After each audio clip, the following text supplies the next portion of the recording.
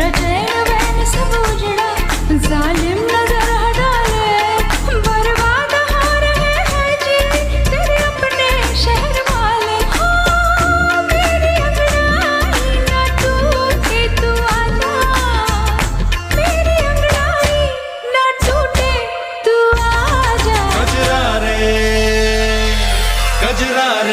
कजरा रे तेरे कारे कारे नैना, कजरा रे तेरे कारे कारे नैना।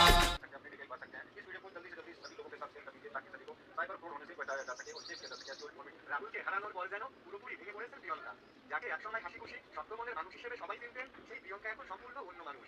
সম্প্রতি একটি ছবি ভাইরাল হয়েছে যেখানে দেখা যাচ্ছে তিনি হাসপাতালের বেডে শুয়ে আছেন। বিষাদের ছাপ যেন ভিতর থেকে একেবারেই ভেঙে পড়েছে। শুধু তাই নয়, এই কঠিন সময় তার পাশে দাঁড়াতে হাসপাতালে ছুটে গিয়েছিলেন ইন্ডাস্ট্রির জনপ্রিয় অভিনেতা প্রসেনজিৎ। তিনি সেখানে গিয়ে প্রিয়ঙ্কার সাথে দেখা করেন এবং পরে একটি সাক্ষাৎকারে যা বলেন তা শুনে আরো অবাক হবেন সবাই। প্রসেনজিৎ জানান প্রিয়ঙ্কা একদম ভালো নেই। ডাক্তাররা বলেছেন সে শারীরিকভাবে যতটা না অসুস্থ তার চেয়ে বেশি মানসিকভাবে ভেঙে পড়েছে। রাহুলকে হারানোর ধাক্কাটা সে এখনো দিতে পারেনি। এই কথার পর থেকেই নতুন করে আলোচনায় উঠে এসেছে পুরো বিষয়।